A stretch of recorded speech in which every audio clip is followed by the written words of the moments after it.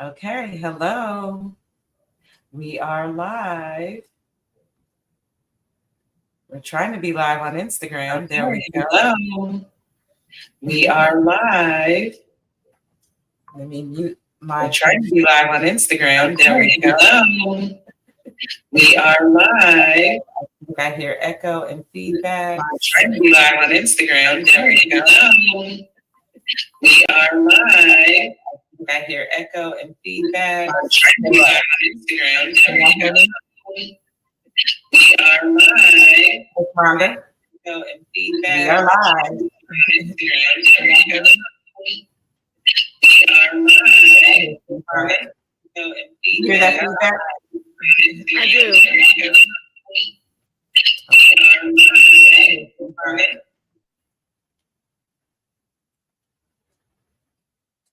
Okay, can you hear me? There they go. Okay, wait a minute. Okay, can you hear me? There they go. I hear you. Okay, wait a minute. Okay, can you hear me? I hear you. Echo. Okay. Wait a minute. All right, good. Okay. Okay, can you hear me? I hear you. Echo. Okay. All right, y'all ready? Hey. Can you hear me, those Stitch Twins? Can you hear me? Can you hear me? Ooh, I can hear you, but there's a terrible echo. We're wondering. I can't hear you. Yeah. You can. Ooh, I can hear you, but there's a terrible echo. All right. Hello. Yeah. I got some technical difficulties here, everybody, but welcome and thank you for coming to the third episode of Strands 2024 Spring Music Designers Live. Today's guest is Rhonda Davis from PlushPhunk, and we have the Double Stitch Twins, Erika and Monika Simmons. I'm trying to get them online. Give me a second to get them situated, and I'll be right back. Hey, twins. Okay, hold on. So as soon as they're ready, I'll bring them on. So without further ado, I would like to thank everybody that's tuning in to watch us on Facebook and Instagram and YouTube Live. How are you today, Miss Rhonda? I am well. How are you, Stacy? Good, but I can't hear anything. So just give me a second. Let me see here. Okay, can you hear me? I hear you clearly. Okay, good. All right, great. And I don't hear feedback, so that's good to know. All right, so let me see if the Double Stitch Twins are ready yet. Hold on. Can y'all hear me? Can you hear us? Yes, I can hear you. Okay. Can you hear me? Oh my God. Okay, great. Yeah. Yes. Okay. I think we are cooking with gas. All right. Oh my goodness. So, got it. Could you move over here so that we are live. You say something to us. We're live now. Huh? Yeah. Okay. Hey. Okay, so here are the Double Stitch Twins, Erika and Monika Simmons. Say hello, ladies, and introduce yourselves. Hey. My name is Erika. My name is Monika, and we're the Double Stitch Twins. Hey, hey. Hello. And Miss Rhonda, introduce yourself. Hi, I'm Rhonda Davis, aka TurquoizBlue. And thank you, ladies, so much for joining me today, this wonderful Saturday morning. I don't know how the weather is where you are. We got some gray skies, or I guess the sun is peeking through here. Is it? You said you haven't been outside yet, so you don't know what the weather's like out in Chicago, right? Nope. We assume it's cold. It's cold. I'll tell you that. I know that for sure.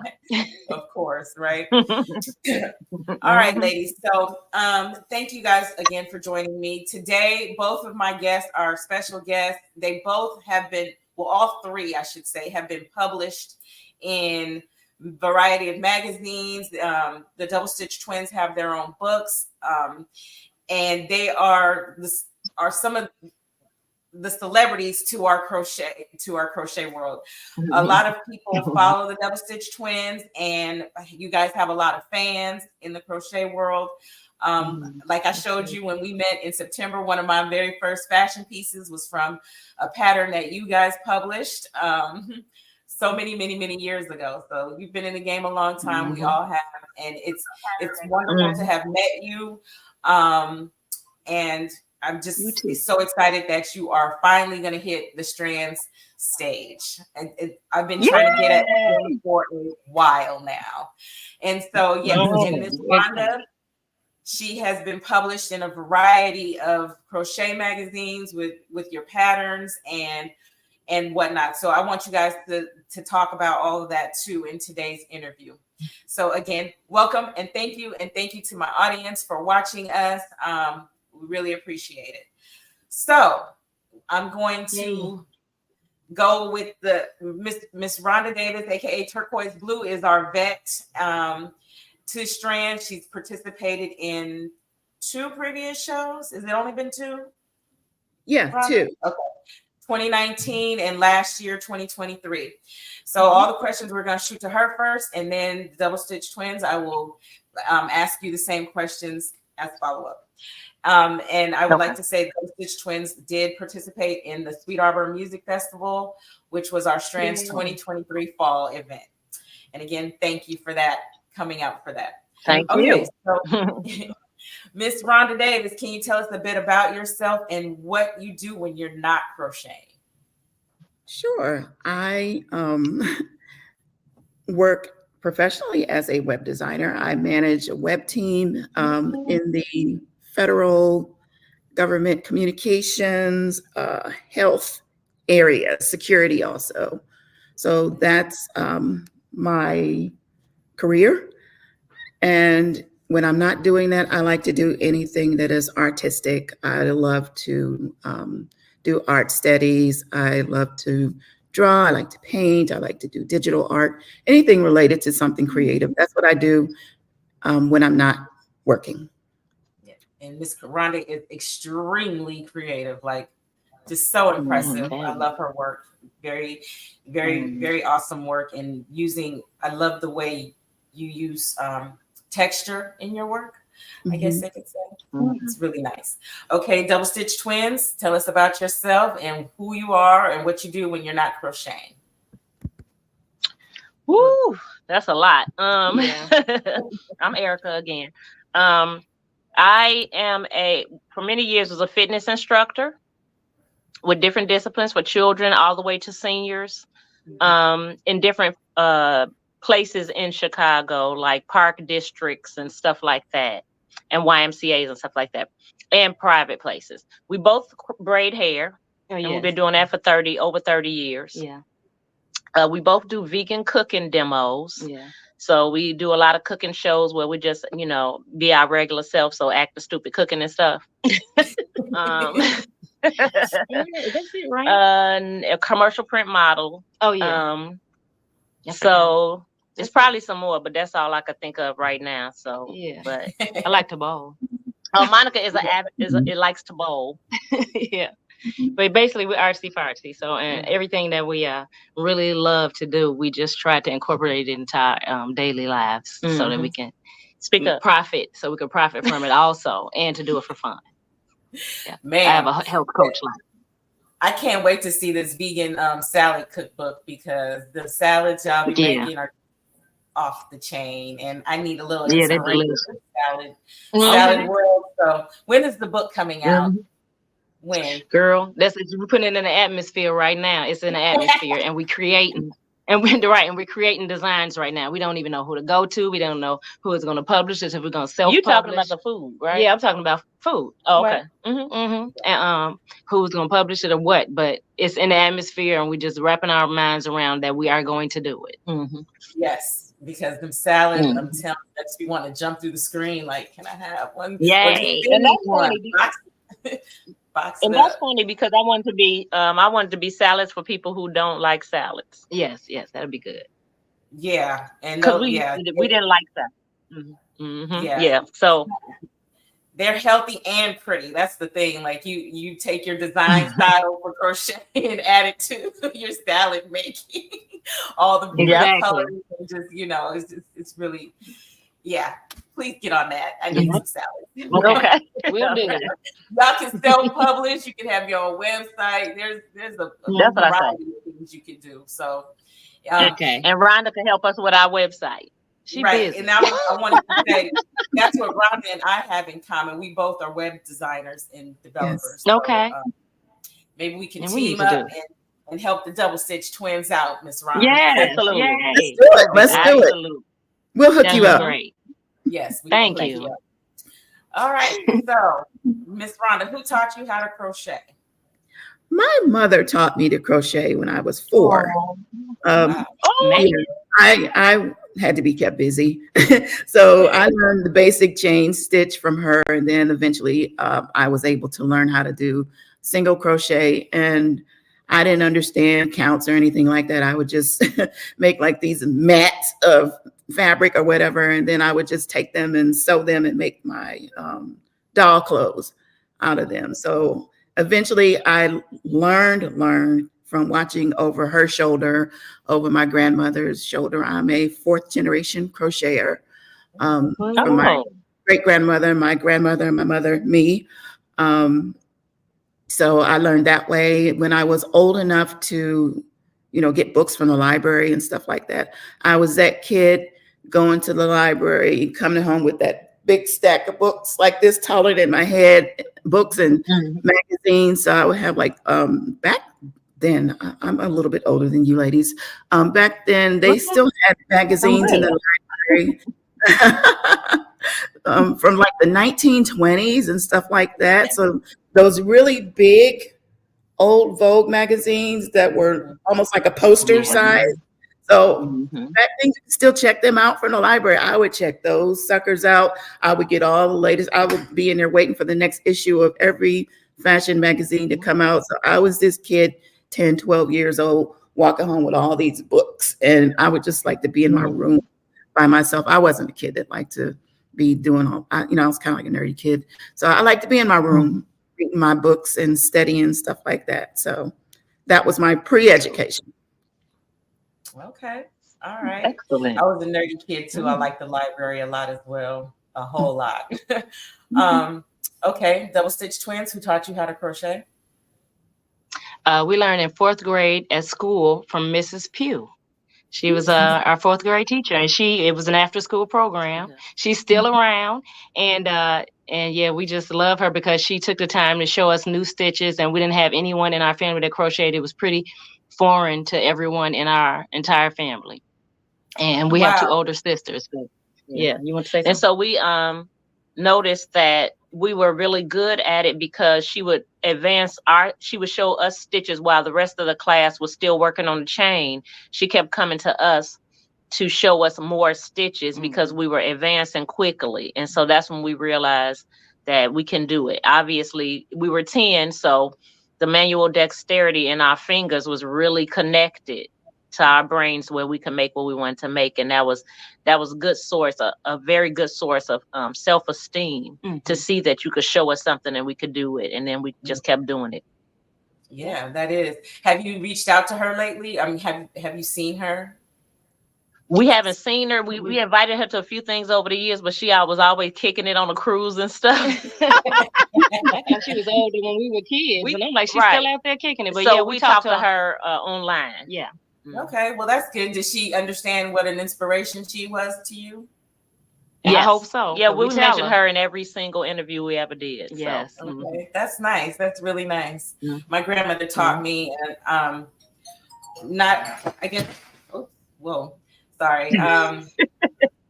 crocheting skipped, I guess, a generation. My great grandmother did it. My grandmother did it. My mom didn't do it, and I learned. And so I'm the only one, pretty much in my family, who can crochet. That's left. So, interesting. Cool. It's nice to have all these origin stories about how people started. Okay. Miss Rhonda, how long have you been crocheting? You kind of told us, but how many has it been consecutive since you were 4? We're going to get to that age. Off and on since I was 4. I will say I did go like through periods, being a teen and being in other things. But it's something that I always picked back up. Then when I became a mom, I wasn't able to do it as much, taking care of my kids and things like that. But it's always something that I've always gone back to. Even now, I'll go through long periods where I won't touch it. If it starts to feel like it's not fun, I put it down and then I pick it back up. Yep, I feel you. As far as years, you don't longer than you were born, Stacey. I know how old you are. No, we probably ain't that far off in age. No. You just had a milestone birthday, so I know how old you are. Okay.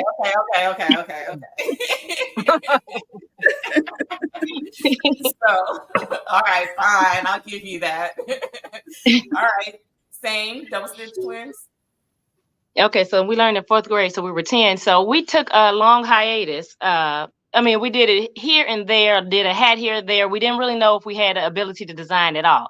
So it seemed like we went through something when we were close to 30. We were like, we're going to make gifts for our family. So that So a 20-year hiatus. We only did crochet in school. It's not like we bought tools and brought them home. So that was it. We learned, and then we didn't know we could still do it.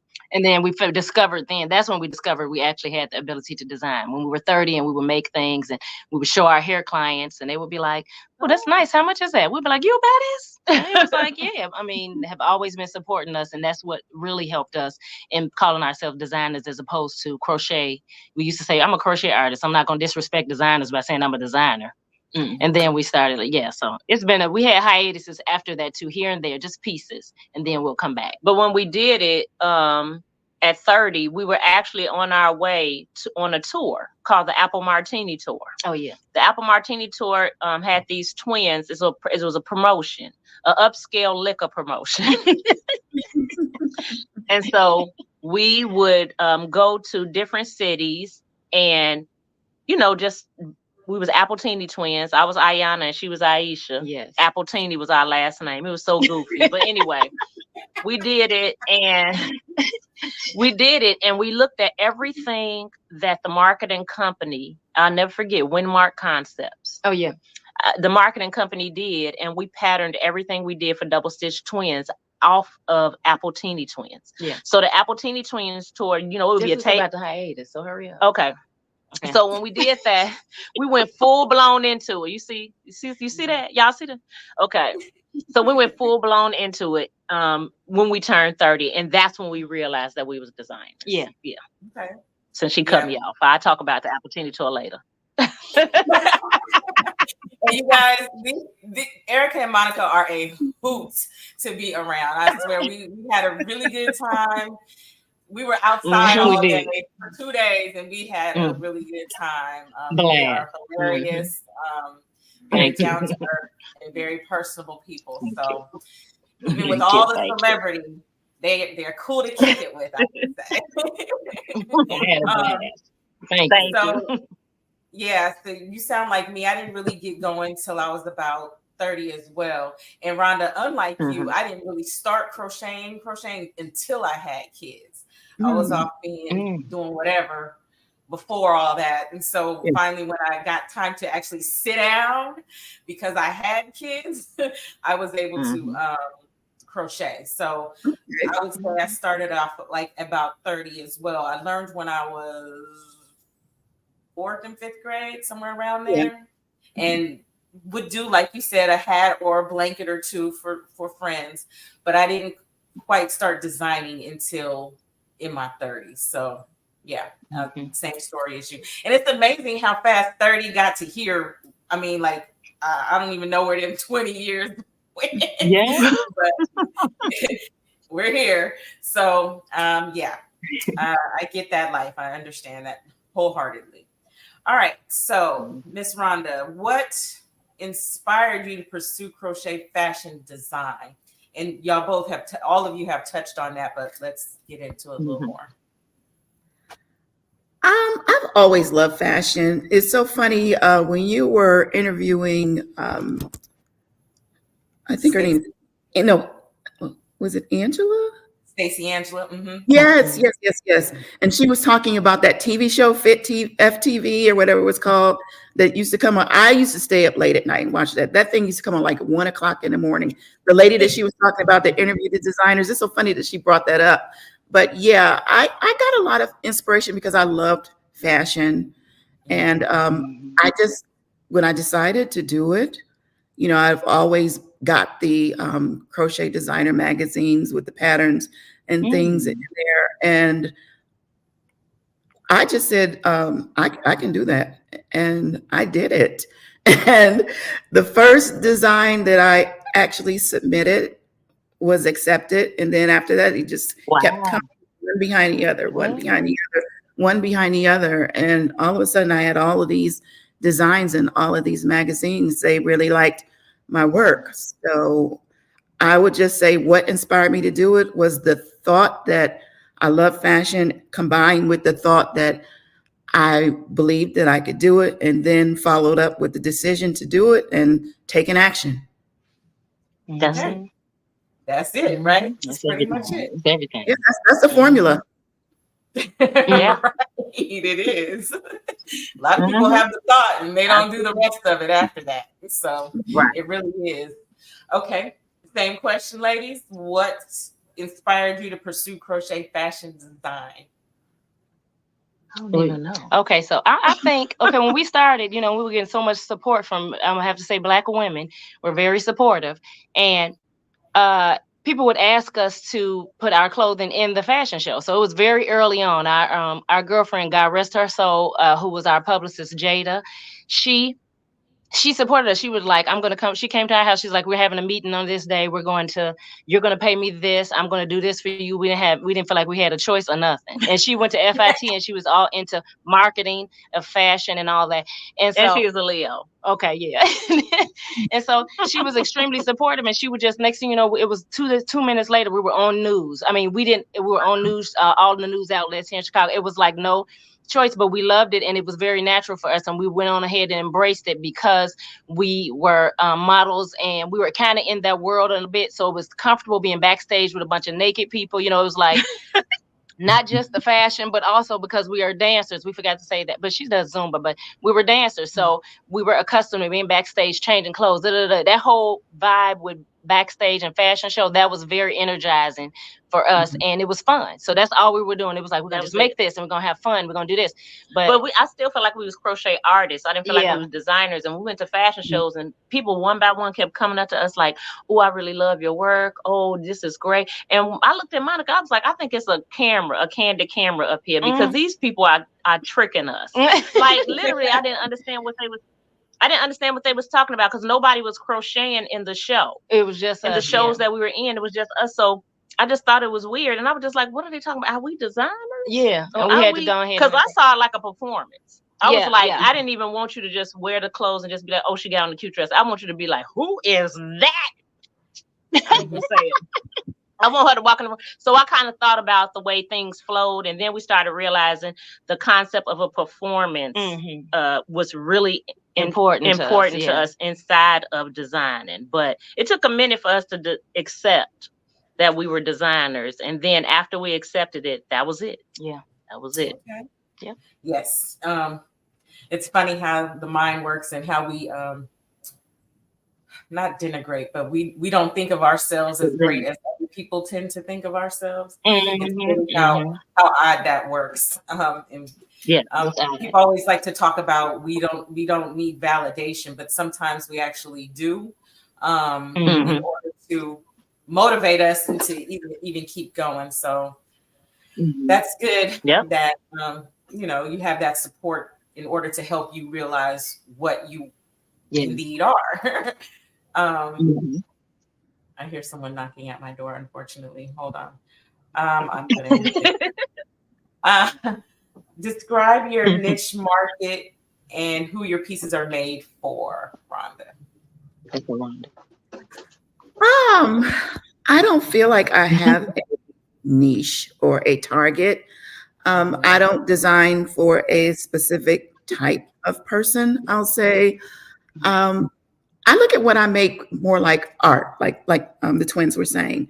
So to me, creating a garment to me is almost like composing a piece of art. So I would say that what I make is more like for me, and then I just share it with the world.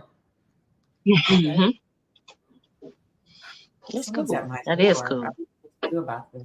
I don't get to do it, girl. It's Saturday. You put a sign on morning. your door. I know. You should right? put a sign on your door. Said, "I'm doing an interview. I'm doing an interview." Stacey, you can put up the third finger and tip out if you need to for it. Hold on. I'm going to mute my thing so I can yell at a kid to go get the door. Hold on. Go get the door. That's hilarious. I love it. What you gotta do. Huh? Mm-hmm. Oh, good. These notifications. I'm glad that. What? You back, Stacey? Okay. Still one more minute. She can hear us. That's good. Yeah, we mute. But can you hear us, Rhonda? Yes. Oh, no, y'all. Oh, okay. I was just thinking. Okay, good. So how you doing, girl? Doing all right. Good to see you guys in the flesh. Well, in the spirit. I'll see you in the flesh in a few weeks. Yes, it's gonna be so can't wonderful. wait. We're gonna have a blast, girl. Mm-hmm. Yeah. Oh yeah, we're gonna have fun. I'm so excited. Mm-hmm. Me too. I'm making more stuff. She like, I'm I don't know. Okay. All right. So Oh, is it on? we're back to the niche market. Were you finished with your response, Ms. Davis? Yeah, pretty much. I don't have a niche market. Okay. You just design for whoever wants your stuff, right? Yeah. You run the gamut between swimwear and just clothes for the everyday woman. So yes. Yeah. I want to get into more elaborate, fantastic looking things, but of course those require a lot more time and planning in advance. So we'll see what time allows me to create this time. Okay. Can't wait to see your new line. All right. Miss Erika and Monica, same question for you. Describe your niche market and who they're made for. Well, initially, because we were designing, we were out. I felt like in the beginning we was out to prove something. Because every time we were in a like Starbucks or something crocheting, somebody like, "You making a blanket?" No, I ain't making no damn blanket. You know what I'm saying? Right. And so when somebody would ask me, I would be like, "I'm making a see-through swim cover dress with feathers on the bottom." Damn it. Quit asking me about baby booties, which is okay. Yeah, it just wasn't. And it's cool. It just wasn't. So initially, everything that we looked at to be inspired by was not crochet or knitwear. It was like the trees. Sometimes it would be colors and flowers, and a lot of times it will be clothing that we want to see if we could create that shape. So it's just archery then. So our niche, I believe, is I started saying all those who identify as fabulous, which adds a lot of people because before, over the years, men have always asked us to make them things, and we were like, "Look, I'm not making you." They were like, "You make me some shorts." I'm like, "That sounds like some sweater shorts." I just didn't get it. And so, but as we move on, we are opening our minds more, and so it's more broad. So we like very eclectic, fun, whimsical, brightly colored. So people who like to dress like that. But we're also, as we mature, we are creating some pieces where you can just have on a lovely. I mean, I don't want to say regular because it's still a piece of art to me, but it doesn't have to be a hooded flower feather.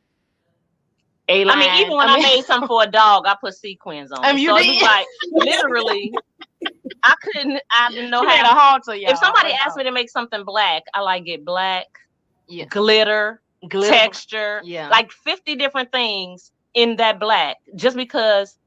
Maybe you know this, Stacey, because I'm a Sagittarius. I got distracted, like squirrel. Look at that squirrel.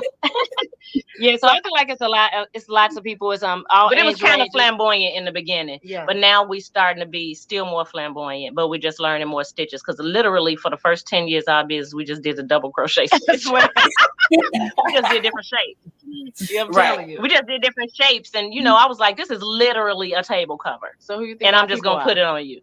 So.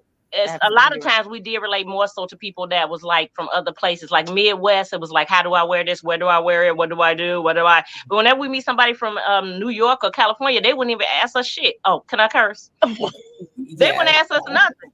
Oh, okay. They wouldn't ask us nothing. They would just come and bring it, and they would just like, okay, I'm gonna wear this. I'm gonna wear it. I'm gonna wear this to it. You know, so people who can help minds are kind of open. Those kind of our niche also. Yeah, but the age range is huge. Mm-hmm. Anyone who identifies as fabulous. I like that. That's cute. That's a tagline. Thank you. Thank you. Okay. Thank you. All right. How do you typically approach the design process for a new piece, Miss Rhonda? Mm-hmm. For me, it works in one or two ways. Either I have a vision of the entire thing that I want to create, and then I just reverse engineer it in my mind until I can figure out how I'm going to make it. So I'll see the vision of the whole thing, and then I'll just kind of, have that on my mind for a while and take it apart piece by piece until I figure out how I'm going to do it down to the stitch. Or I'll start with a yarn that I like, or a stitch pattern that I'm playing with, and then I will just allow the stitches and the yarn to tell me what it wants to be, and then turn it into that thing. That's how I see it. Right. Okay. All right. Ma'ams? Totally. Okay, ma'ams. We do it a bunch of ways. Let me see. So what are you inspired? I think I'm inspired by, it's definitely color and yarn. That's one. But there's also, I actually heard, who did I hear say that? Aisha was talking about how dreams for her. We also have, you have dreams too, right? We both have dreams, and it's a whole, we have lots of entertainment dreams. It's always a performance in dreams, literally years. But we see pieces in dreams, and we can go and okay, I saw this beautiful design, we started, but let me tell you something, girl, how often, I feel like 70% of the time maybe we'll do that, and if we're on our way to it and creating, and then it just literally turns to something else. It's like, and we accept it once we were more comfortable in that. We're definitely not people who unravel yarn. What they call it, froggers when you take What's stuff. A frogger? When you take stuff loose. Oh yeah. Yeah, when you unravel something. When you rip it. Oh, okay. Okay, yeah, that shit gonna be what it is. Yeah, whatever it's gonna be. Yeah, but we can't get inspired to create something different. And sometimes when we are complete, it ends up being something totally different than what was intended. Like I could look at a piece that I'm inspired by, and then I show you the piece that I'm inspired by, then I show you the piece that I did, and they don't look nothing alike. I'm never gonna get in trouble with intellectual property because you have no idea. You be like, you got this out of that. Right. So yeah, so a lot of times the process for me was shapes in the very beginning. Now we have so much confidence because we've been doing this so long that I'm like, I don't know what it is, but it's going to be something. And then when I do it, even what I decided it was going to be, it is that plus 5 different things. Oh yeah. Piece, convertible, versatile, that type of thing. It's good to know that a lot of us don't know what the hell we're going to end up producing because a lot of times I'm like, oh, I have this yarn and I have this idea, and then I get working and it turns into something totally else, So it's good to know that everybody is not, sketching and writing, even though I will sketch some stuff out, but I don't always follow that. So it's nice to know that we do work off the dome and everybody's not as structured as I like to think that a true designer should be, but that's ridiculous, right? There's no such thing. Right.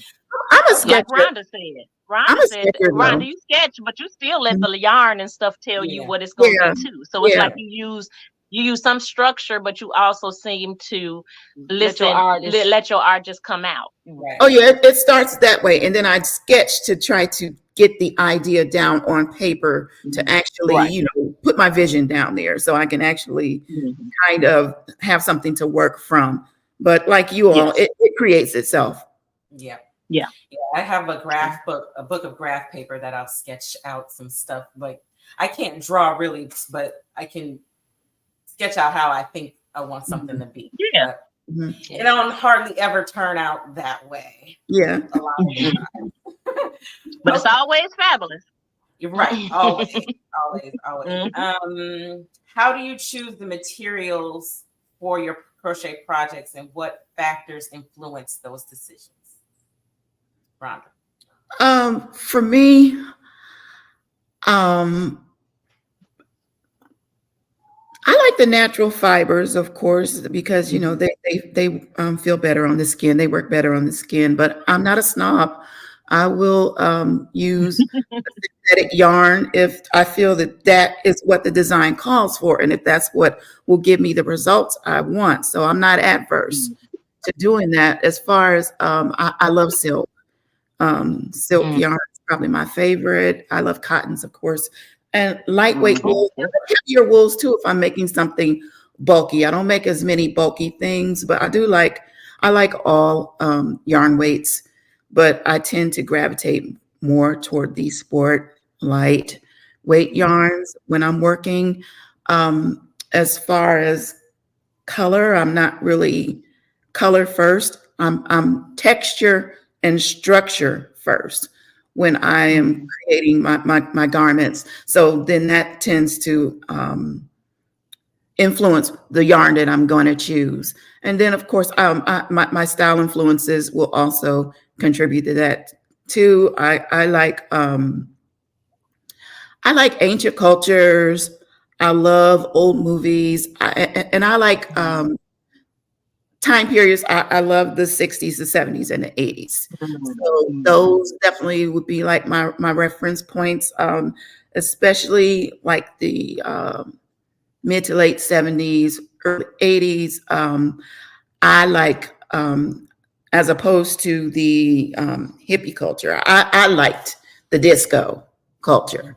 That's my type of style influence, the things that those ladies wore that were just like highly, highly, highly fashionable back then. So looking at those type of garments where there was a lot more shape and there was flow to the texture of the way that things glided along the body and fit along the body, or along when their hips moves or things like that. So that also influences the type of materials that I will use, because I'm trying to get something to help me create a fabric that will, give that look and feel. Right. That'll flow. Okay. Yes. Sisters.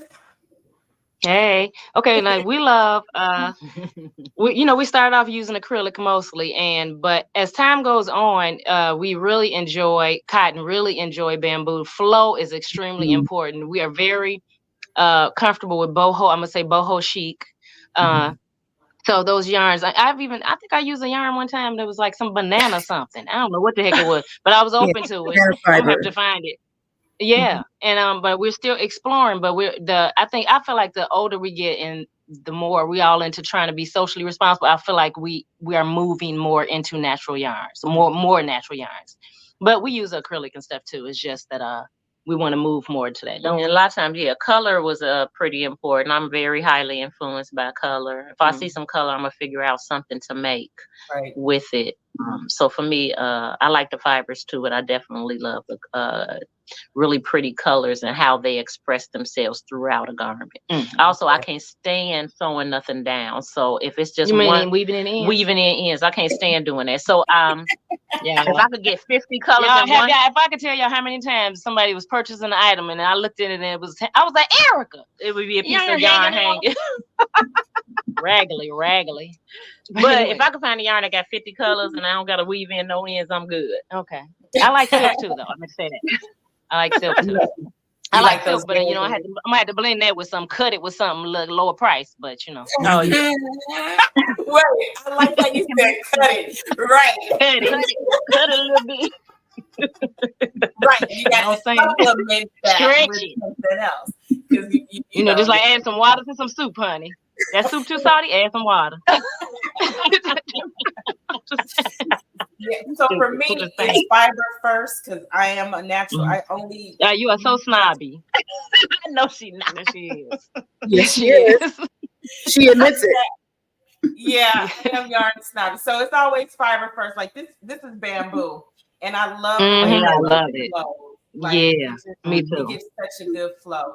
So for me, it's always Mhm, fiber first and then color next. Like, mhm, and mhm. sometimes I'll see colors first and then pick it up and be like, ah, nope, put it back. Scratchy. wrong Mhm, material. So yeah, it's mhm. fiber first for me and then color always. And I like to No use a whole worries. lot of colors. And like you, I don't like weaving stuff in. Sometimes I pay my daughters to do that for me. So Mm. Oh, smart. It's a good so idea. but using a lot of colors, that means the more strings you got hanging, It sure switching do. colors out. So it's like Mhm, a love hate thing for me because I love the multiple colors, but all the mhm, strings that it leaves, it's like okay. mhm. So sometimes I'm like, do I feel like doing that? And that will depend on if I'm switching colors or not. If I feel like changing up Yeah. colors and weaving all those ends in. So Mhm, yeah, mhm, it's always fiber first for me. Okay, yeah. mhm. So I am a little yarn snobby, just a little bit. Just a little bit. I We know. haven't I still think $17 this game is expensive for yarn. And I was just told in my Mhm. last live that that's cheap. And I'm like, What? seriously? I'm like, Mm, not when you and multiplying that time 4 and 5, that's not cheap mhm. at all. So Right. you know what the price point on a piece made with that's gonna be, right? So Mhm. um Right. yeah. Yeah, I am a slight yarn snob. I'm sorry. Mhm. Um, but I have seen some acrylics that have fooled me. Like, oh dang, that's Oh, acrylic. it's good.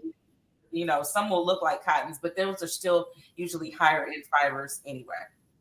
Okay. Mhm, mhm. All right. So are there I already asked that question. All right, Miss Rhonda, how do you stay updated on current trends in crochet fashion or just fashion overall? Honestly, at this point, I don't.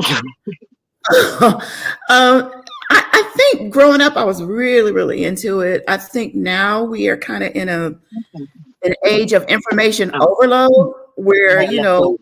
it's everywhere. It's everywhere. So what I kind of do is I'll notice what, an individual is wearing or something like that. And then, like I said before, I'm kind of influenced by, I said what my influences are. So, if I'm looking at something from another time period, an old textile or something like that or whatever, that's more of my influence. I used to watch runway shows voraciously. Fashion Week, I was watching everybody's collection and looking at this and looking at that. Uh-huh. And now I just really don't. I just kind of take from, what I like. And the thing that I like to study is more like style archetypes and style typing systems. Like, I don't know if you guys are familiar with Mhm. Kibbe systems and things like this. And it's more about what shapes and structures work best and look best on what body types. So, what a Mhm. particular sleeve will do if this person has a particular, like if you're busty like me, what type of sleeves look best on that type of figure? If you are Mhm. narrow and have a narrow column like shape, then what type of styles work best and will flow against that? So to me, that's more of an influence than Mhm. what is currently out there. And also, fashion has changed a lot where it used to be that, there was a 50s style look, there's a 60s Mhm. look, Mhm. and the different decades and the different styles were very distinct. But now we kind of have like a mixture. It's like, Mhm. people snatch from every culture, decade, period of time, or whatever, and kind of put things Mhm. together. So, now it's kind of like the Y2K is back, and Mhm. the young kids are wearing, the Y2K and a lot of stuff from um, like 90s and stuff like that come back. I always tell my nieces and other young people, y'all wearing all the clothes that I put in the Goodwill back in the day. I didn't even know Mhm. they were still around. Y'all wearing all my old crap and Yeah. selling it back to you in the Mhm. store. But yeah, so I'm not really influenced or following right now. I just kind of go Mhm. off the dome because it's more acceptable now. You kind of need to create your own and pull from, and also Mhm. with the AI and things out there now, Oh yeah. Yes. So there are new ideas to be had out there. And so it's really going to keep changing the way that we are influenced by fashion now. And the world is more international too now. I mean, hey, with the internet, we can see people all over the world. Right. Right. We all dressing alike, pretty much alike each other. There isn't much of a line. I say that like it's like cities. I've traveled a lot in the United States, and back in the day, you could tell what city you were in just by certain stores. Now, all the cities look the same, so there's not really much of a difference between them anymore. Like you can find a Hobby Lobby in dang near every city where before you couldn't find them, but in the South or something like that.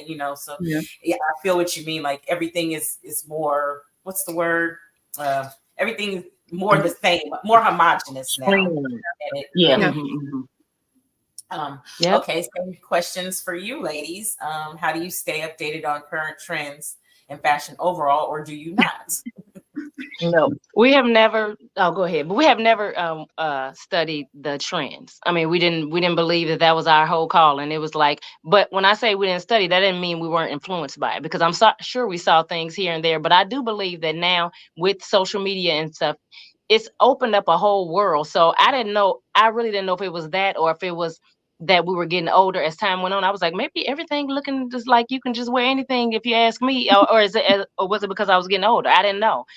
But all I knew is I liked whatever I liked, and we would just create whatever we felt would look good. And I personally did not even like color forecasts. Like I couldn't stand you telling me what the color was going to be, but I had to be influenced because the colors forecast would dictate what colors are available at Hobby Lobby. Right. You know what I'm saying? So that kind of thing. So the trend, I guess I was dictate as much as what was going on. I mean, it would happen without me knowing that it was happening. Right.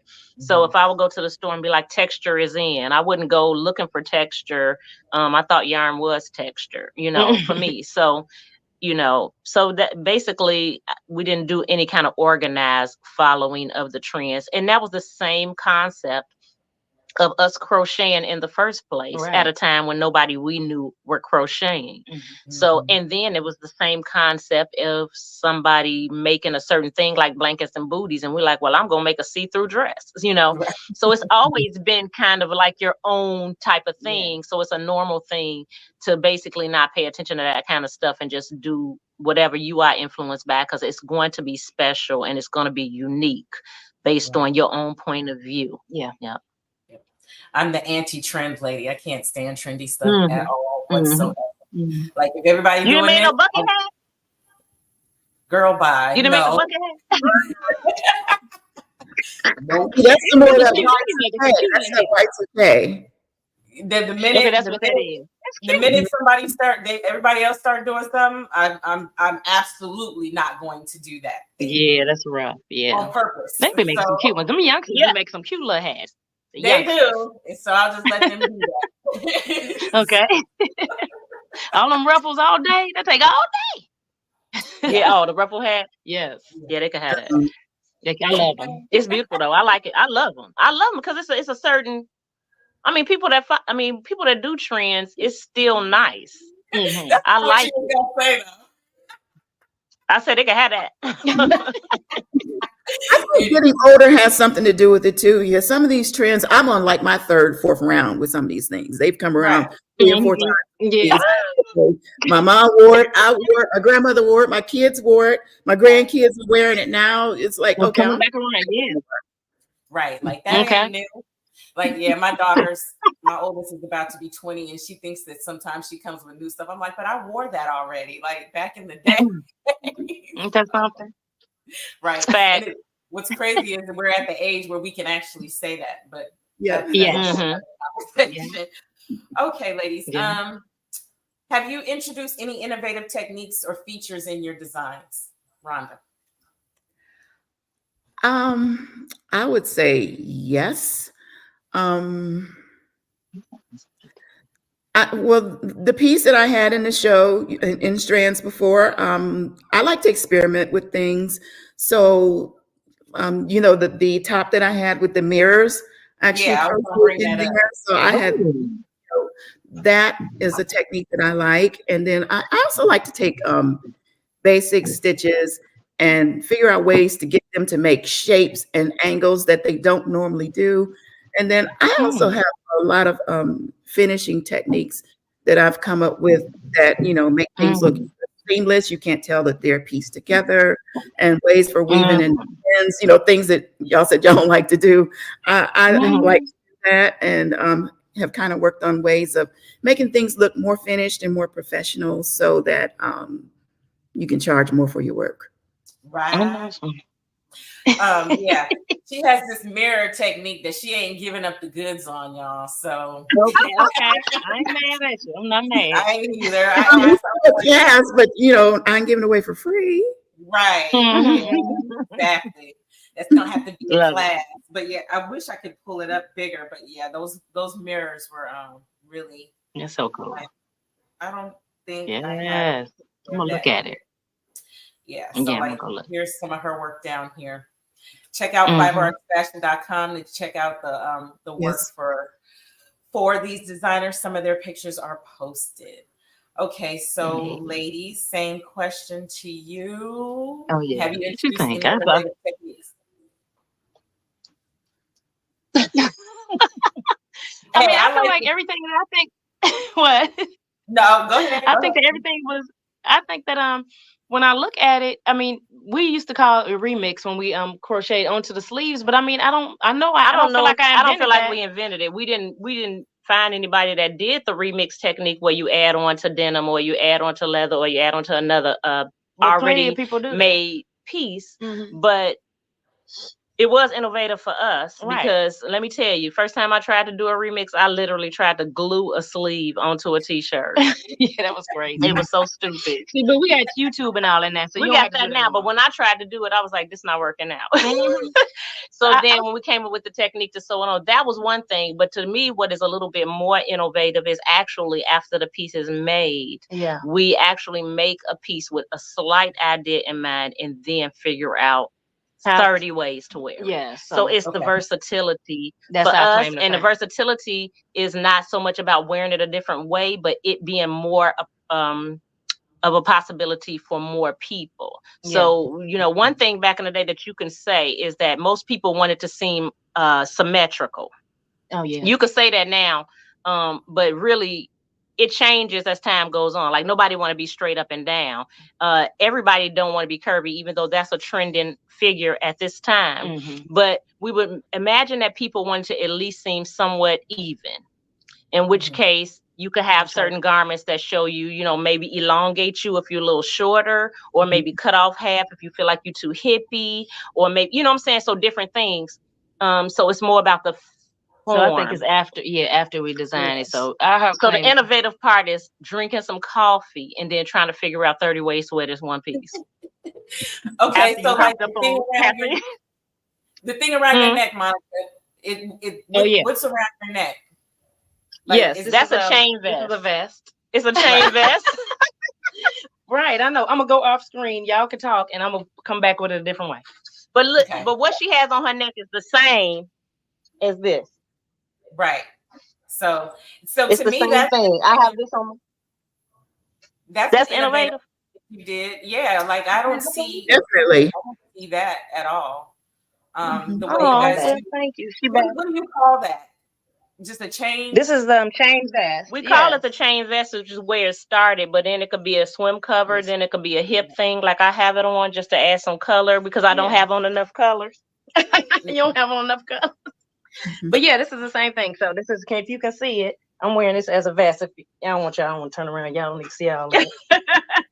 But yeah, so this is so that is what we do feel is innovative for us because it's our own niche. We can't get away from it. We can do it at the last second. We can dream about it, and we know that the spirits will provide some versatility for us if we just create whatever. And psychologically, it probably has something to do with be born at the same time as a whole nother human being that have your same DNA. So you do everything to try to set yourself apart. Literally. Yeah. Yeah. I guess I'm pretty sure it does. It's like deep seated. Yeah. We're working it through. Y'all just stay stuck together too. Girl. And we still together. Y'all are a hoot, I swear. Okay. Yes, I will agree that the way your versatility for your pieces is definitely innovative. Especially the, Thank you. What do you call that stitch? What do you call this that? chain? But it's This dang on chain. It's just the chain. It's just no, the chain. no. We just added. This is the regular chain because we just added more yarn to it. A couple of yarns.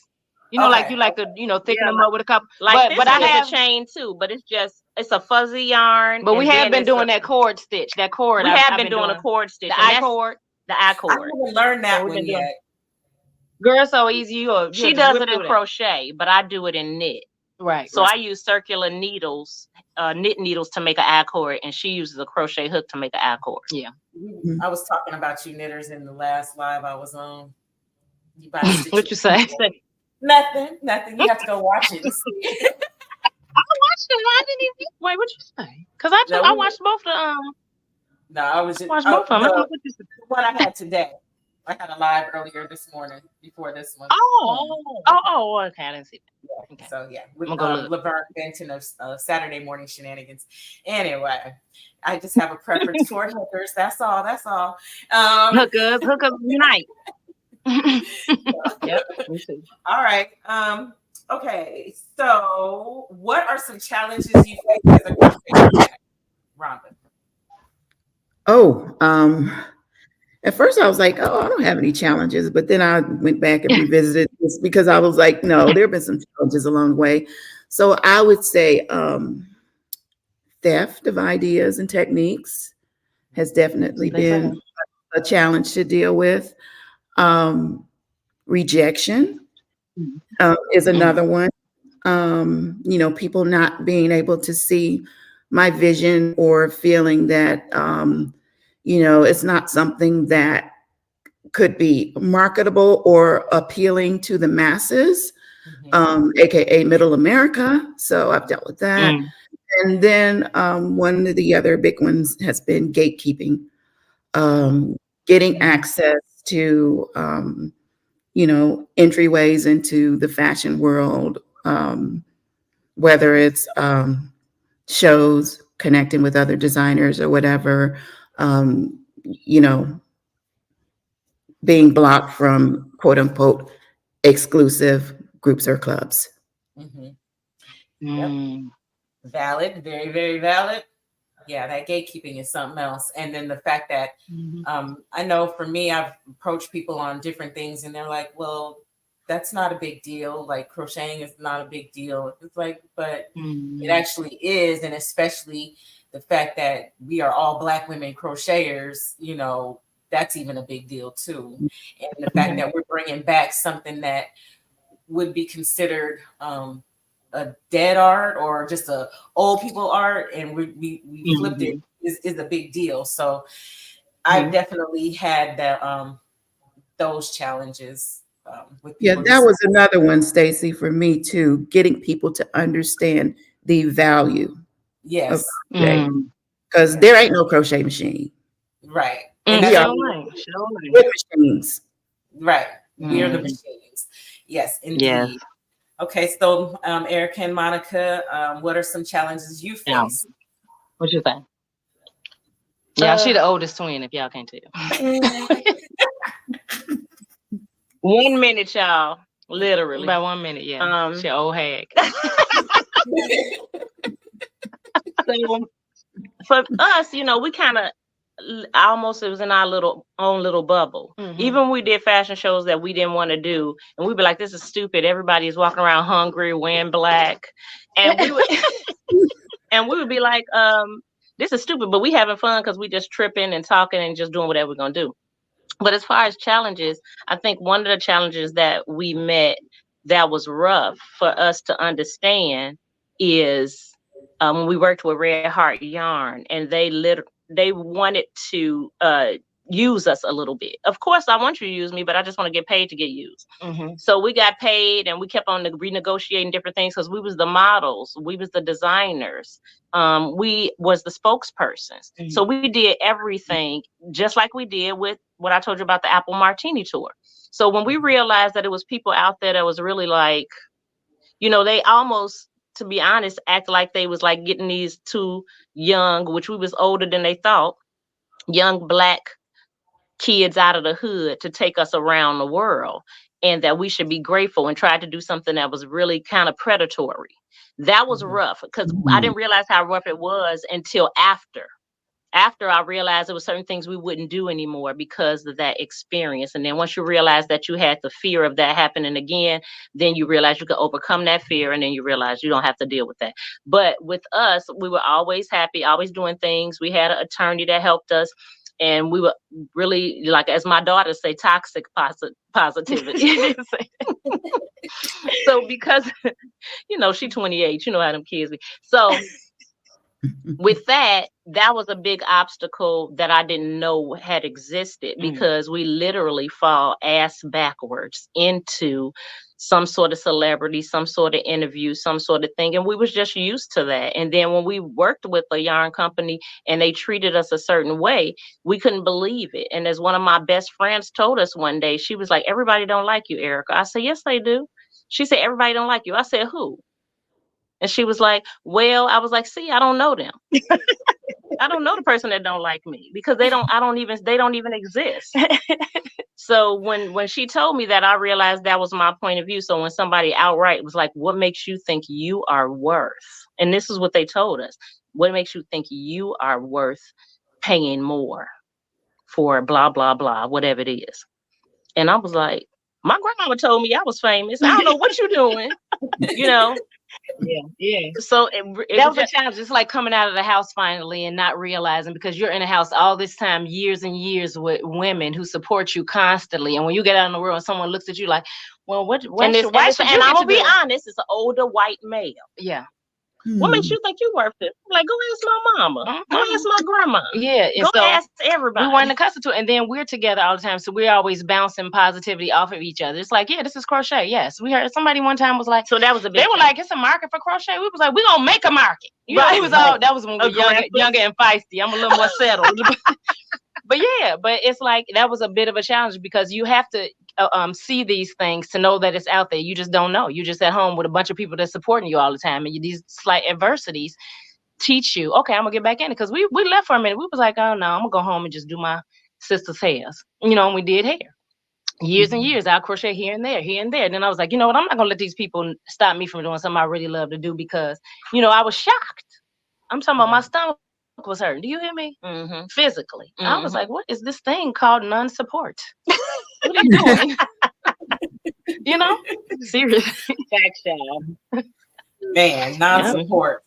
And where that comes from sometimes can be shocking.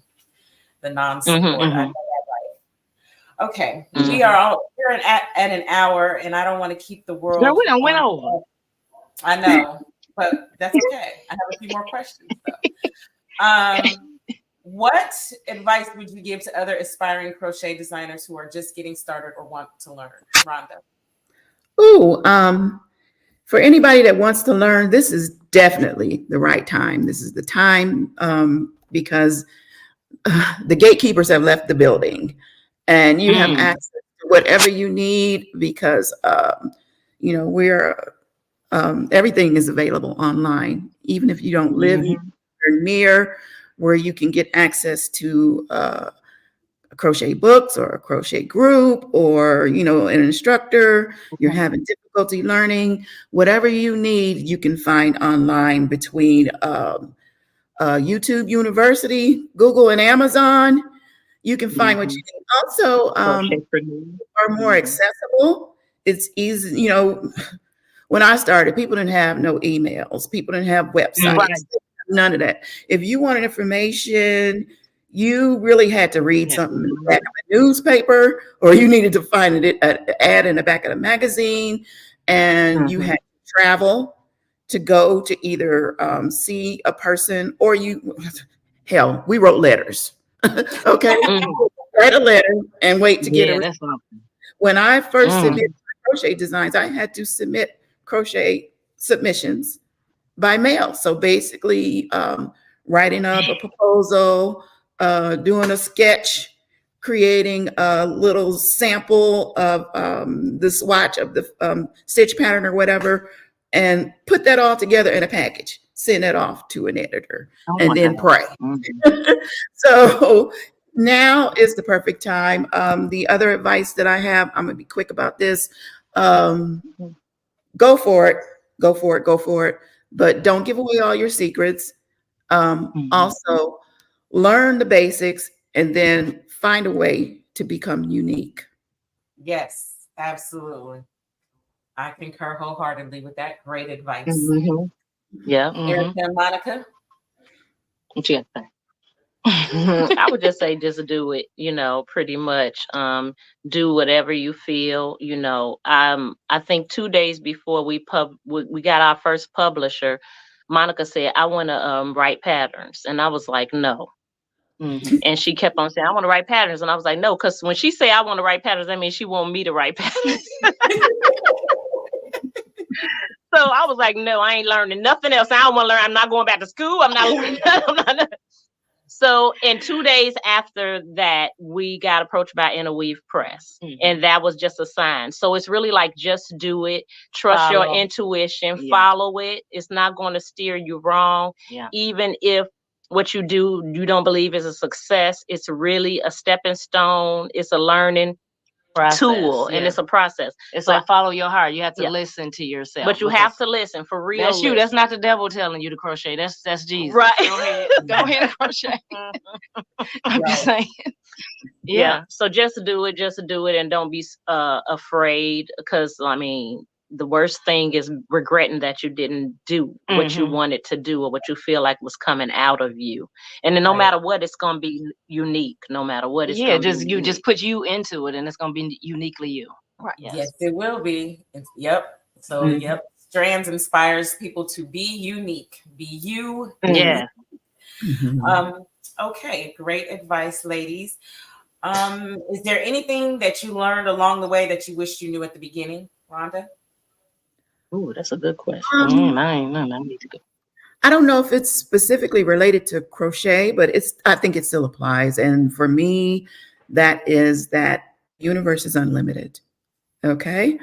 And then don't worry about opportunities. And if people come up off of you, find a way to turn that into an opportunity for yourself. Yeah. Lots of people do that a lot. Yes, indeed, they do. Okay, that's good. That's good to know. Yep, good advice, ladies. What's for you is for you. Right. What's for you is for you. Always. Can't nobody take that from you, for real. And there are no missed opportunities. I used to have anxiety about that, but then I realized what's for you is for you. And it's just the way it is. And like you said, the universe is unlimited. And it's amazing how it responds to you when you are in sync with it. So yes, I totally agree with that. So ladies, what do you have to offer? Yeah, I don't wish I don't wish I knew nothing beforehand, because because it literally, I would not have learned the lessons I learned if I just knew everything. And even if I did, I don't even know if I would process it the same. I just feel like every little thing is in complete divine time. Everything is in divine time. When I had my baby, when I was slowed down and couldn't do as much, it's just, I feel like everything is a divine time. And I'm not saying I could not have learned anything, but it's just learned it when you were supposed to learn. I learned it when I was supposed to learn. And I feel like because I could see myself now, and I see how much I have progressed and changed over the years, who I was 10 and 20 years ago was completely different. Like now I really go out there and hug trees. You know why? Because I love them. I do. And it's hard to get an answer like that out of us anyway, because we are non-regretful people. Yeah. Regardless of what's going on. Like even when I'm like, just to simplify it, if I'm walking and I'm like, I'm gonna go get a bus, and then I see the bus pass, and it was like, that was our bus. If I'm with somebody, I'm like, no, that wasn't my bus. Because I ain't because I ain't on it. So that's just to piggyback off of Rhonda. Yes, it just happens the way that it's supposed to happen. So it's very difficult to be regretful. So no, I don't wish I knew anything either. Because if you sat down and told me you're going to do this, you're going to do that, you're going to do this, and you're going to do this for this many years, and then you're going to braid hair, the manual dexterity of your fingers is going to make it so that you could crochet and design, and then you're going to be, if you told me all that, I'll be like, well, I'm just going to pass. I'm just going to sit down. So the school, the school of life that I went through to do everything that we ended up doing was the school that I was supposed to go to. So it's hard to be regretful about any of it. And I ain't never get no F. Okay. Never fails, right? A+. That's a good lesson. That's a good lesson. Even when too. I get an F, I didn't get an F. That was for fabulous and future findings, right? Yeah, absolutely. Okay, so what are your future goals as a designer, Rhonda? More Strands shows. Yay! I am hoping that Stacy, your event eventually turns into a multi-day affair with a conference and a lot of other things and opportunities for us. So definitely more Strands shows and opportunities. I also I'm just going to play it by ear. I still have a career, so I'm still employed. But I am considering submitting to publications again. I'm not sure when, maybe when I go into retirement or something like that. But my main goal is to make some amazing garments and fashions for amazing people. Okay, yes. And to talk about the 2-day event this year, actually, we are Multi-day. To bring that up. On the 23rd, on the Saturday, we are having a Hooks, Whips, and Chains Meet the Designers event. So, and then we're going to have a small, little, tiny 10-minute fashion show that's free and open to the public as like a taste tester. So we will be having a 2-day thing going on. And then, our exhibit starts on March 11th and the reception for that is March 16th. So that's something else we got going on as well, all at the Southwest Arts Center. We're going to talk offline about more of that. Maybe tomorrow I'll get in touch with you guys about that. So the notification about the Saturday portion of the event will be out Monday. So now, ladies, what are your future goals as a designer? We want to write some more books. We do. I want to write them without physically writing them. If I can do that, AI help me out. But we want to write some more. We do want some more books, and we want to travel. What did we say? What residencies, artists artists and residencies. We're interested in just being influenced by other lands, other places, other cultures. We did that with Thailand. We did that with Thailand and St. Thomas. It was a wonderful experience. So just basically more travel, not necessarily making individual items for individual people, but more so spreading the word so that future generations can crochet and have designs that they can follow. So basically, just bring crochet to the masses to where people could, follow us in that regard. I want more Strands show too. Oh, yes, ma'am. Yes, ma'am. All our future endeavors is tied up in you. But we appreciate you too. I just want to say we that. Appreciate you. Thank you. Man, I really enjoy putting on this show. I love meeting all of you guys. I love that we have a camaraderie and such, good fellowship amongst each other as designers. I just really enjoy putting it on. I'm so glad that I was given the vision to create this whole platform. I don't know. I just woke up one day and was like, I need to do something. And here we are in 6 years later, and I'm still doing it. So, and now we have 2 shows a year, which I'm so grateful for. And so I'm here. As long as y'all need me, I'm here. Yay. So, are there any specific projects or collaborations you hope to pursue? I know you just talked about more travel and going international, but Rhonda, anything? Not on my plate right now. Like I said, more Strands. Okay. That's a good answer for me. And ladies, you spoke on that as well. Okay. So I'm going to start to wrap this up. How can folks get in touch with you, and where can we see your work? And let us know what publications you're in and how we can get to those publications. Rhonda. For me, I don't have a website right now. I'm kind of in transition. I actually sold my other website. But you can find me on, Facebook and YouTube at PlushPhunk. You can find me all over social media as TurquoizBlue. My main website is TurquoizBlue.com. I am going to establish a section on that site for my crochet for now. And then also you can see my work on Fiber Arts Fashion. Yeah, absolutely. Okay. Lady. Okay. We're Double Stitch Twins on Instagram, Facebook. What else is there? On Twitter with Double Stitchers. Is it still Twitter? It ain't Twitter no more, is it? Oh, X. Yeah. And YouTube Double Stitch Twins. So anything Double Stitch Twins. TikTok, we on the Tickety Talk. Let me see what else is That's how you know we don't need no TikTok. I'm about Tickety Talk.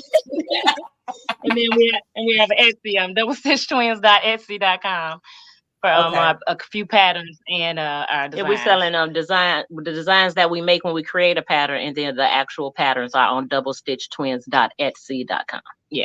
Okay. Yeah, and your books? Can we get books on Amazon? You can get books on Amazon, and you can get Fashion Forward on Amazon. Where did that come from? Push it down, and then let me see. And then what is nice. And you can get double. You can get Double Stitch Twins. I need to get that one. Maybe we can see some link. Yeah, we beat this book to death. Are you gonna be signing books if anybody comes to bring books to the show? You know what? Yeah, I think so. We're gonna get some, bring them live, and then you guys on there and Double Stitch Twins, and there's a couple other we guest starred in or whatever we have pattern in, but we'll bring some, and then we can do some signatures. Somebody really wants some more raggedy. I write real sloppy. You should be a doctor. But we'll sign it. If it says start with an M, that's me. All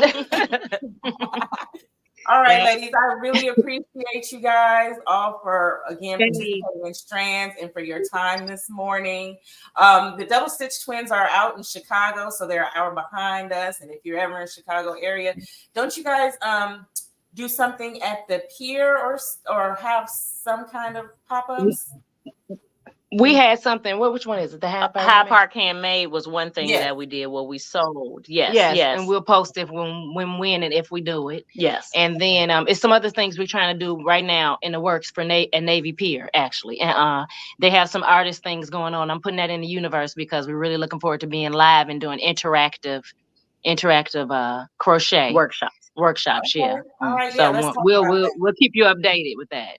All right, yes. So if you're in Chicago, please reach out to the Double Stitch Twins and hopefully you can catch them at a session of some art experience.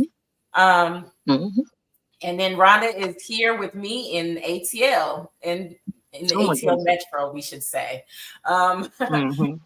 So again, you guys can meet the designers personally on March 23rd at the Southwest Arts Center and Theater and attend the show to see some phenomenal designs and creations by the Double Stitch Twins and PlushPhunk on March 24th from 2 to 6. Tickets are on sale at fiberartsfashion.com.